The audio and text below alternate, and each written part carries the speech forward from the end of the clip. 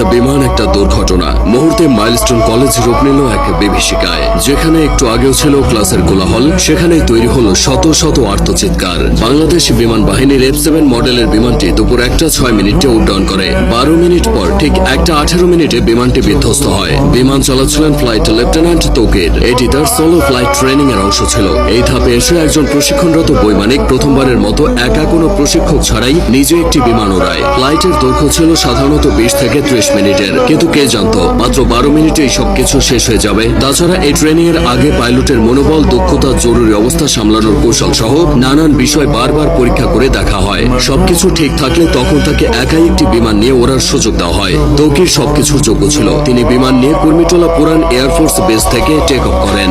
এরপর উত্তরা, দিয়াবাড়ি, বাড্ডা, হাতিরঝিল ও রামপুরার ওপর উঠতে থাকেন। তবে কয়েক মিনিটের মধ্যে কিছু সমস্যা দেখা যায়। সঙ্গে সঙ্গে তৌকির কন্ট্রোল রুমে রিপোর্ট করে জানায় যে তার বিমান আকাশে ভাসছে না, মনে হচ্ছে বিমান নিচের দিকে পড়ে যাচ্ছে। কন্ট্রোল রুম থেকে তাকে জানানো হয় তিনি যেন ইজেক্ট করেন তথা বের হয়ে আসেন।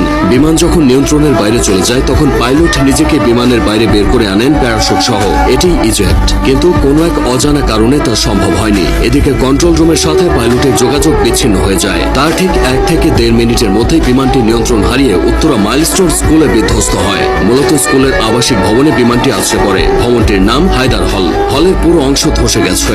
বিমানের বড় অংশটা ক্যাম্পাসের মাঝের ফাঁকা অংশে পড়েছিল। বিমানটি একটু পরে আছড়ে পড়লে হয়তো হতাহতের পরিমাণটা কিছুটা কমতো, কারণ ক্লাস শেষের ঠিক পরের সময় বিমানটি আছড়ে পড়েছে। বহু ছেলে মেয়ে ক্লাস শেষে বের হয়ে চলে যেত। যে ভবনে বিমান বাহিনীর প্রশিক্ষণ বিমানটি বিধ্বস্ত হয়েছে সেটি দোতলা ছিল। ক্যান্টিনের পাশেই ওই ভবনটি। ওই ভবনে 2টি তলা মিলিয়ে মোট 16টি ক্লাসরুম আছে আর 4টি শিক্ষকদের রুম। প্রাথমিকের 1ম থেকে 5ম শ্রেণীর ক্লাস হতো এই ভবনে। 3য় ও 4র্থ শ্রেণীর শ্রেণীকক্ষের সামনে বিমানটি বিধ্বস্ত হয়েছে। তখন ক্লাস চলছিল। কিছুক্ষণের মধ্যেই ক্লাস শেষ হতো। ঠিক সেই সময় কলেজের প্রজেক্ট 7 নম্বর ভবনে বিমানটি ধাক্কা লেগে জ্বালানি লিকেজ হয়। পরে প্রজেক্ট 2 ভবনের সামনে আছড়ে পড়ে। বেলা 1টার দিকে স্কুল ছুটি হয়ে যায়। তবে তখনও কিছু শিক্ষার্থী সেখানে অবস্থান করছিল। তারাই সবচেয়ে ক্ষতিগ্রস্ত হয়েছে। অনেক অভিভাবক বাইরে থেকে দাঁড়িয়ে শুধু দুর্দশা দেখেছে, কিছুই করার ছিল না। দুর্ঘটনা যা ঘটার তা ঘটে গেলেও কিছু প্রশ্ন থেকে গেছে।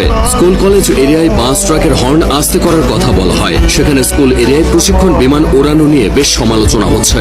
উন্নত দেশগুলোতে বিমান বাহিনীর প্রশিক্ষণ বিমানগুলো জনমানবহীন এলাকায় এনে ওড়ানো হয়, এই যেমন ফাঁকা মাঠ, নদীর পার বা বিধ্বস্ত কোনো জায়গায়। কারণ একটাই, কোনো অনাকাঙ্ক্ষিত ঘটনা ঘটলে যেন ক্ষয়ক্ষতি এড়ানো যায়। এদিকে ঢাকার মতো জনবহুল শহরে বিমান বিধ্বস্তর এই ঘটনা ক্ষয়ক্ষতির পরিমাণ বাড়িয়ে দিয়েছে। তাছাড়া যে বিমানটি নিয়ে তৌকির বের হয়েছিল সেটি বহু বছরের পুরানো বিমান বলে অনেকে দাবি করছে।